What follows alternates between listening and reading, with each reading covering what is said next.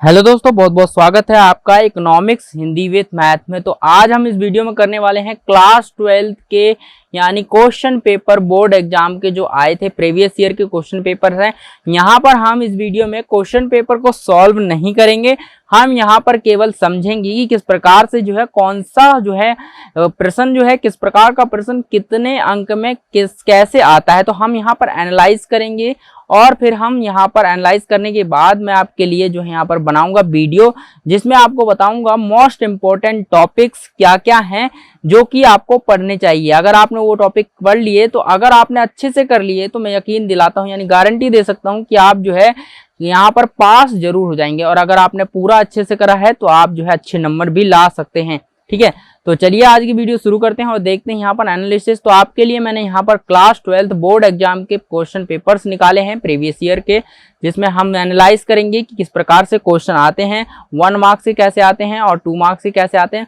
देखिए यहाँ पर जो 2021-22 का जो है पैटर्न जो है थोड़ा सा चेंज हो गया है सीबीएसई गाइडलाइन के अनुसार। तो यहाँ पर हम क्या करने वाले हैं, केवल यहाँ पर जो है हम क्वेश्चन को देखने वाले हैं, किस प्रकार के क्वेश्चन आते थे और किस प्रकार से जो है क्वेश्चन हमारे आते थे और कैसे जो है हमारा कितने नंबर का होता है। ठीक है, तो ये हम देखेंगे और इसको देखने के बाद मैं आपको जो है मोस्ट इंपॉर्टेंट टॉपिक बताऊंगा अगली वीडियो में, वो देखेंगे हम। पहले हमें ये देखना बहुत जरूरी है, क्योंकि ये अगर आप समझेंगे तभी आपको जो है आपको समझ आएगा, मतलब आगे के टॉपिक जो है आप करेंगे। ठीक है, तो चलिए देखते हैं और इस यहाँ पर समझते हैं। तो ये है क्लास 12 बोर्ड का पेपर है और आपने देखा होगा, आपने 10th में बोर्ड के एग्जाम दिए होंगे तो आपको पता होगा कि बोर्ड का पेपर पैटर्न कैसा होता है, यहाँ पर किस प्रकार से होता है, रोल नंबर, यहाँ पर ये सारी चीजें लिखी होती है। सेट 1 है ये। ठीक है, अर्थशास्त्र इकोनॉमिक्स सबसे पहले यहाँ पर जो आपके सामने आते हैं 1 नंबर के क्वेश्चन आते हैं, 1 मार्क्स के क्वेश्चन आते हैं। सबसे पहले यहाँ पर देखिए, सबसे पहले क्वेश्चन यानी सामान्य निर्देशांक आपको लिखा हुआ मिलेगा। सामान्य निर्देशांक का मतलब है यहाँ पर जो 1 से लेकर के 4 नंबर के क्वेश्चन होंगे और 13 से लेकर के यहाँ पर 16 नंबर के 16 तक के क्वेश्चन होंगे, वो 1 अंक के हैं। ठीक है, तो ये देखिए आप सोच रहे होंगे ये अलग अलग कैसे हैं। तो ये 2 बुक हैं, आपको पता होगी, जो एक मैक्रो है एक माइक्रो है। ठीक है, तो यहाँ पर दोनों बुक के लिए अलग अलग से हैं। तो 1 से 4 यहाँ पर 1 नंबर के इसके हैं, एक बुक के हैं, और दूसरे बुक के हैं 13 से 16। ठीक है, 13 के यानी 13 होगा, 14 होगा, 15 होगा और 16 होगा, इतने क्वेश्चन होंगे जो कि 1 मार्क्स से होंगे। तो ये सारे 1 मार्क्स के हो गए। उसके बाद आता है 5, 6 आपका जो है 3 मार्क्स का है और 17, 18 जो है 17 से 18 आपका 3 मार्क्स का है। उसके बाद यहाँ पर आपको जो है 7 शब्दों में भी लिखा है, जैसे कि यहाँ पर निर्देशांक दे रखा है कि एक वाक्य में आपको आंसर देना है। तो आपको एक वाक्य में देना है या फिर एक शब्द में लिखना होगा, या फिर 1 या 2 लाइन, ज्यादा से ज्यादा 2-3 लाइन लिख दीजिए बस, ज्यादा मत लिखिए। ठीक है, यहाँ पर आप ज्यादा नहीं लिखेंगे क्योंकि आपका 1 नंबर में टाइम वेस्ट हो जाएगा, क्योंकि मिलना आपको 1 नंबर है और आपको करेक्ट लिखना है और यहाँ पर 1 वाक्य में या 1 शब्द में आपको उत्तर देना है। ठीक है, तो यहाँ पर आपका 3 नंबर का आता है और 3 नंबर में आपको यहाँ पर 60 शब्दों में लिखना है। ये सारी चीजें मैं बताऊंगा आपको कैसे जो है पेपर अटेम्प्ट करना है, कैसे जो है पेपर को करना है, ताकि जो है आपका एक भी क्वेश्चन ना छूटे, कैसे आपका टाइम मैनेज करना है पेपर में, ये सारी चीजें मैं बताऊंगा। तो आपको कोई भी टेंशन लेने की जरूरत नहीं है, आपका पेपर नहीं छूटेगा। अगर छूट भी जाता है तो आप जो है इतना तो करके ही आएंगे कि जितना मतलब पास हो जाएंगे। ठीक है, अगर आपने वो टॉपिक कर लिए जो मैं बताऊंगा अगली वीडियो में, अगर वो टॉपिक कर लिए तो चलिए देखते हैं। यहाँ पर सबसे पहले यहाँ पर ये सारे निर्देशांक है, ये जरूर आप पढ़ लें जब भी पेपर देते हैं। तो अभी तो फर्स्ट टर्म का है, अगर आपको निर्देशांक मिलते हैं तो ठीक है, अगर नहीं मिलते हैं, लेकिन बोर्ड में आपको 100% यहाँ पर निर्देशांक मिलेंगे। ठीक है, तो इस तरह से निर्देशांक होते हैं, जिसमें देखिए 7 से 9 जो क्वेश्चन है और 19 से जो है 21 क्वेश्चन है, वो 4 अंक का मिलता है और 70 शब्दों में उत्तर देना है। और यहाँ पर जो है 10 से 12 अंक का प्रश्न है, 12 है और 22 से 24 है और जो कि 6 नंबर का है, और ये 100 शब्दों में उसके उत्तर देने हैं। ये सारी चीजें आपकी लिखी हुई हैं। तो यहाँ पर देखिए सबसे पहले यहाँ पर 1 मार्क्स के आप देख लेते हैं हम कैसे कैसे क्वेश्चन आते हैं, किस प्रकार से। तो 1 मार्क्स के आपको पता ही है, ये तो कहीं से भी आ सकते हैं क्वेश्चन, इनका हम कुछ भी नहीं कर सकते। तो मैं इनके लिए भी आपको पूरी प्रैक्टिस करवाऊंगा, चैप्टर वाइज जो है सारे एमसीक्यूज लेकर आऊंगा, यानी मैं मल्टीपल चॉइस क्वेश्चन आंसर लेकर आऊंगा, 1 मार्क्स क्वेश्चन आंसर लेकर आऊंगा, जिससे आपकी प्रेपरेशन अच्छे से हो जाएगी। ठीक है, तो चलिए यहाँ पर इनकी प्रैक्टिस हम बाद में कर लेंगे। अभी हम देखते हैं 3 मार्क्स के क्वेश्चन। तो किसके लिए उत्पादन किया जाए कि केंद्रीय समस्याएं बताइए। तो केंद्रीय समस्याएं देखिए 3 होती हैं, आपको तीनों ही लिख देनी है। क्या उत्पादन किया जाए, कैसे उत्पादन किया जाए और किसके लिए उत्पादन किया जाए, ये सारी चीजें आपको यहाँ पर लिख देनी है। तो 3 नंबर आपको यहाँ पर फुल टू फुल मिल जाएंगे, ठीक है। वैसे ही आपको तकनीकी के चयन की केंद्रीय समस्याओं को लिख देना है। और उसी प्रकार से आप जो है देखिए यहाँ पर इस प्रकार से ऐसे क्वेश्चन आते हैं, जैसे कि बेलोच मांग से क्या अभिप्राय है, पूर्णतः बेलोच मांग से इसकी तुलना कीजिए। मतलब यहाँ पर देखिए 1 नंबर आपका इसका हो गया पूरा परिभाषा देने का, यानी आपको बताने का कि ये क्या चीज है, ये आपकी परिभाषा आप देंगे तो आपका 1 नंबर हो गया। तो आपको यहाँ पर पता चल गया ये टोटल 3 नंबर का है, तो आपको ये पता चल गया ये जो बचा हुआ भाग है 2 नंबर का है। तो तुलना में आपको कम से कम 2 पॉइंट तो लिखने ही लिखने हैं। अगर आप 2 पॉइंट से कम लिखते हैं तो आपका जो है नंबर, आपको नंबर कम मिलेंगे, यहाँ पर आपके नंबर कट जाएंगे। अगर आप 2 पॉइंट लिखते हैं तो आपको जो है मिल सकते हैं, लेकिन आप मेरी जो है राय रहेगी तो आप क्या करेंगे, आप जो है आप 2 पॉइंट से ज्यादा ही लिखेंगे, ठीक है।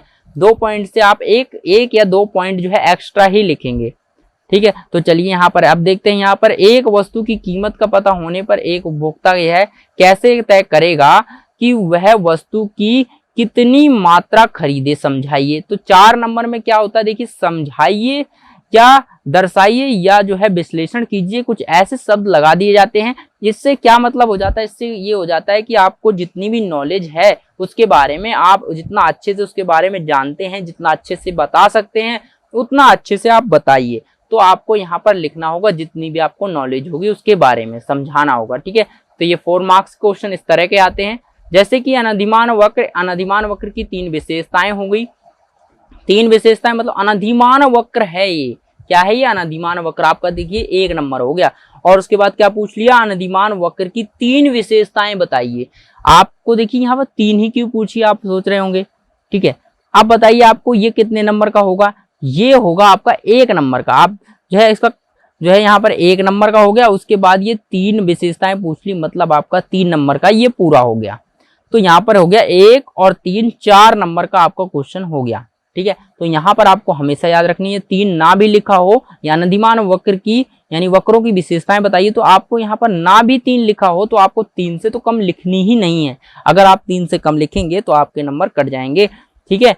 तो यहाँ पर आपको 3 से कम लिखनी ही नहीं है, 3 से 4, 5 लिखिए, ठीक है। और ज्यादा भी मत लिखिए, यहाँ पर 4, 5 ये 2 या 3 पॉइंट आप जो है 1 या 2, कम से कम 1 पॉइंट तो ज्यादा लिखिए, या फिर 2 पॉइंट हो सके तो 2 या 3 पॉइंट, मैक्सिमम 3 पॉइंट ज्यादा आप लिख देंगे तो बहुत ही बढ़िया है, ठीक है। मैक्सिमम 3 या और मिनिमम जो है कम से कम 1 पॉइंट ज्यादा लिखिए। तो इस प्रकार के क्वेश्चन यहाँ पर न्यूमेरिकल क्वेश्चन भी आते हैं। और साथ ही देखिए उच्चतम कीमत सीमा निर्धारण से क्या अभिप्राय है, पहले 1 नंबर मिल गया, इसके परिणाम बताइए। तो आपको कम से कम 3 परिणाम बताने पड़ेंगे, तभी आपको 4 नंबर मिलेंगे, ठीक है। तो आप 3, अगर आपको 3 अच्छे से आते हैं तो 3 लिखिए। उसके बाद अगर आपको और आता है इसके बारे में तो 3, 4, 5 लिख दीजिए। तो आपके नंबर फुल टू फुल यहाँ पर 4 नंबर मिल जाएंगे, ठीक है। तो इस तरह से आपको जो है 4 नंबर के क्वेश्चन आते हैं। चलिए अब देखते हैं 6 नंबर के।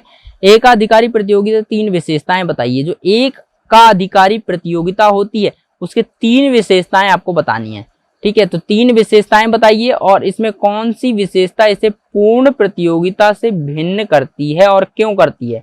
अब देखिए 6 नंबर का क्वेश्चन है तो सारी चीजें पूछ ली गई हैं।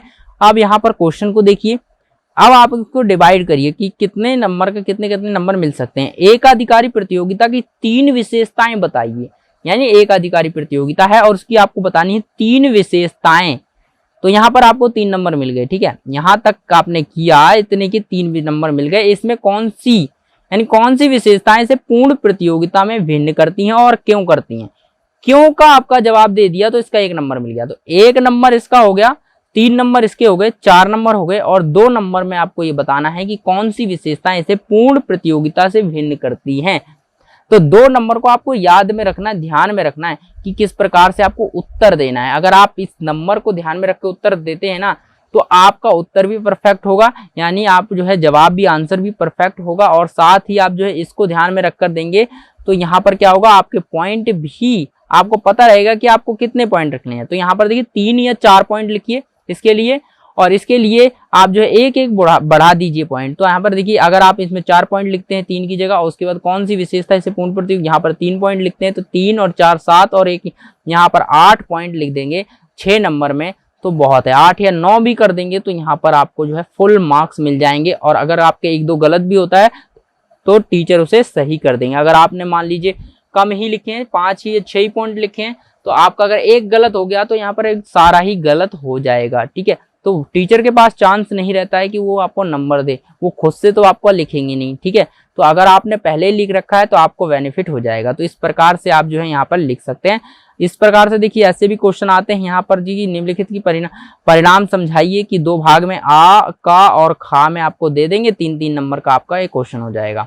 ठीक है, अब आता है आपका जो सेक्शन बी भी आता है। सेक्शन बी में निम्नलिखित राष्ट्रीय आय को प्रभावित करने वाले कारक जो है 1 नंबर के हैं सारे, यहाँ पर जो है कुछ 1 नंबर के। उसके बाद आता है आपका 3 नंबर, जैसे कि चाय, यहाँ पर कौन सी अंतिम वस्तु है, कौन कौन सी मध्यवर्ती वस्तु है, ये वाला काफी इंपॉर्टेंट है। अंतिम वस्तु और मध्यवर्ती वस्तु ये मोस्ट इंपॉर्टेंट क्वेश्चन है जो कि आता है। मैं ये सारे टॉपिक जो है डिस्कस करूंगा अगली वीडियो में, जिसमें आपको मैं बताने वाला हूं कि कौन कौन से जो है चैप्टर 22 में सब बताऊंगा मैक्रो इकोनॉमिक्स की जो है क्लास 12th में, कि कौन कौन से चैप्टर्स में से कौन कौन से पार्ट जो है, कौन कौन से टॉपिक मोस्ट इंपॉर्टेंट है। अगर वो आपने कर लिए तो आप जो है यहाँ पर बहुत ज्यादा अच्छे मार्क्स यहाँ पर ला सकते हैं।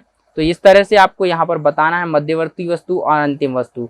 ठीक है, ये काफी इंपॉर्टेंट टॉपिक है, ये आता है। तो देखिए इस तरह से अगर मैं टॉपिक जो बताऊंगा ना आपको यहाँ पर, तो यहाँ पर आप टॉपिक अगर समझ गए तो केवल आप इस क्वेश्चन का आंसर नहीं दे सकते उससे, यहाँ पर साथ ही क्वेश्चन का आंसर तो दे ही सकते हैं, बल्कि आप जो है 1 मार्क्स के भी क्वेश्चन का आंसर दे सकते हैं। क्योंकि अगर यहाँ पर आपको टॉपिक समझ में आ गया तो इसी से रिलेटेड जो पूछे जाते हैं वो भी 1 मार्क्स में पूछे जाते हैं। क्योंकि आपको पता है कि यहाँ पर 3 मार्क्स का तो होगा नहीं ये चैप्टर।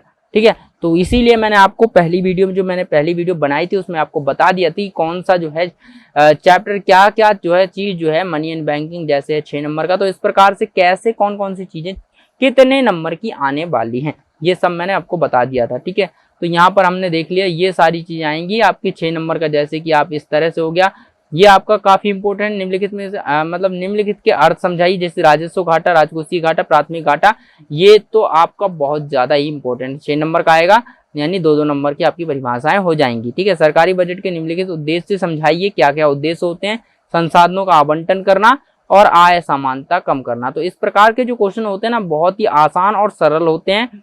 इसमें आपको अगर आपको जो है टॉपिक का ज्ञान है, आपने बुक से पढ़ा हुआ है और अगर आपने वीडियो लगातार देखी है तो आपको जो है इनमें कोई भी प्रॉब्लम नहीं आएगी। तो अगर आपने नहीं देखी है तो आपको यहाँ पर प्रॉब्लम आ सकती है, या आपने पढ़ा नहीं है तो आपको प्रॉब्लम आएगी। तो लेकिन अगर आपको जो पढ़ा हुआ है आपको यह सीधे सीधे क्वेश्चन मिल जाते हैं। तो इस प्रकार से क्वेश्चन आते हैं।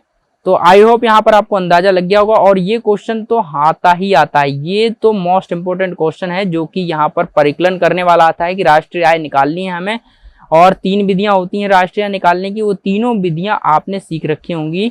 तो यहाँ पर क्या है, यहाँ पर इस तरह से लिस्ट दे रखी होती है और इस लिस्ट में से हमें छांट करके निकालना होता है राष्ट्रीय आय। ठीक है, अगर आपको नहीं आती तो वीडियो देख सकते हैं, प्लेलिस्ट में जाकर मैंने आपको सिखा रखा है अच्छे से कि राष्ट्रीय आय का परिकलन कैसे करते हैं, यानी राष्ट्रीय आय को कैसे निकाला जाता है। तो इस तरह से क्वेश्चन आते हैं। और अब मैं आपको नेक्स्ट पेपर दिखा देता हूं। इस तरह से ये भी हमारे पास सीबीएसई बोर्ड का क्लास 12th का जो है पेपर है इकोनॉमिक्स का। तो यहाँ पर हमारा इकोनॉमिक्स का ये पेपर है और यहाँ पर हम देखते हैं इकोनॉमिक्स में क्या क्या हमारा है। ठीक है, तो इस तरह से यहाँ पर भी हम ये देखेंगे 1 मार्क्स के क्वेश्चन है। और यहाँ पर आप देख रहे होंगे, मैं लास्ट में आपको दिखा रहा हूँ, ये देखिए क्वेश्चन जो है यहाँ पर कैसे आ रहे हैं। यहाँ पूर्ण प्रतियोगिता और बाजार के बारे में पूर्ण ज्ञान विशेषता की व्याख्या कीजिए। तो इस तरह के क्वेश्चन आएंगे। और यहाँ पर और देखते हैं, तो बहुत सारे क्वेश्चन आते हैं, ये हमारा आ गया और भी देख लेते हैं। बहुत सारे क्वेश्चन है। केंद्रीय बैंक के बैंकों का बैंक क्यों कहा जाता है, यानी कार्य समझाइए। इस बैंकों का बैंक के रूप में कार्य क्या होता है केंद्रीय बैंक का, इस तरह के क्वेश्चन आते हैं 4 नंबर में। तो यहाँ पर जो है क्या होता है जी कि जो आपने पढ़ी है ना जो चीज, तो उसकी वेटेज के हिसाब से आपको क्वेश्चन मिलते हैं। ठीक है, वाणिज्यिक बैंक द्वारा साख निर्माण की प्रक्रिया को समझाइए। तो यहाँ पर आपको पूरी प्रक्रिया समझानी पड़ेगी और पॉइंट में अगर लिखेंगे तो और बढ़िया होगा। कैसे आप पॉइंट में लिखेंगे, पॉइंट यानी पॉइंट वाइज पॉइंट लिखेंगे तो आपको और अच्छा रहेगा, आपको नंबर मिलने के जो है चांसेस बढ़ जाते हैं। तो यहाँ पर जो है ये आपके पॉइंट हो गए। देखिए ये वाला क्वेश्चन हमेशा आ रहा है, इस पेपर में भी है, तो इस पेपर में भी है, उस पेपर में भी था। तो और मैं आपको दिखा देता हूँ, ये वाला क्वेश्चन ना हर पेपर में मिलेगा, कैलकुलेशन करने वाला आय वाला। तो यहाँ पर अगले पेपर में भी होगा। अगला पेपर देखिए, ये सारे पेपर मैंने आपके लिए डाउनलोड्स कर रखे हैं और मैं ये सारे पेपर आपको मैं करा दूंगा, ठीक है। आपको और कहीं जाने की जरूरत नहीं है, सारे पेपर आपको मिल जाएंगे और सब अच्छे से तैयारी कर सकते हैं आप। यहाँ पर देखिए मैं आपको दिखा देता हूँ, वाला क्वेश्चन इसमें भी होगा। यहाँ पर अगर वो क्वेश्चन नहीं आता तो इसके बदले में एक और क्वेश्चन आता है जो कर सकते हैं आप। तो यहाँ पर मैंने ये हमारा खत्म हो रहा है, लास्ट में होता है वो क्वेश्चन, क्योंकि 6 नंबर का क्वेश्चन और 6 नंबर का जो क्वेश्चन होता है वो लास्ट में ही आता है। तो ये देखिए ये वाला क्वेश्चन यहाँ पर 29 नंबर में ये वाला क्वेश्चन भी आपका है। तो देखिए आय निकालनी है आपको। तो ये सारे क्वेश्चन इस प्रकार से आते हैं। आई होप आपको यहाँ पर पता चल गया होगा कि कैसे क्वेश्चन आते हैं। तो अगर आपको यहाँ पर कोई भी डाउट है तो कमेंट कर सकते हैं। उसके बाद मैं आपको बताऊंगा अगली वीडियो में कैसे जो है मोस्ट इंपॉर्टेंट टॉपिक डिस्कस करूंगा class 12th macro economics book से, कि क्या क्या आ सकता है और क्या क्या। अगर आपने वो कर लिया तो आपका जो है मैक्रो इकोनॉमिक्स का जो है पूरा हो जाएगा, यानी कंप्लीट हो जाएगा। तो चलिए हम देखते हैं, अगली वीडियो में देखेंगे। अगली वीडियो में मिलते हैं।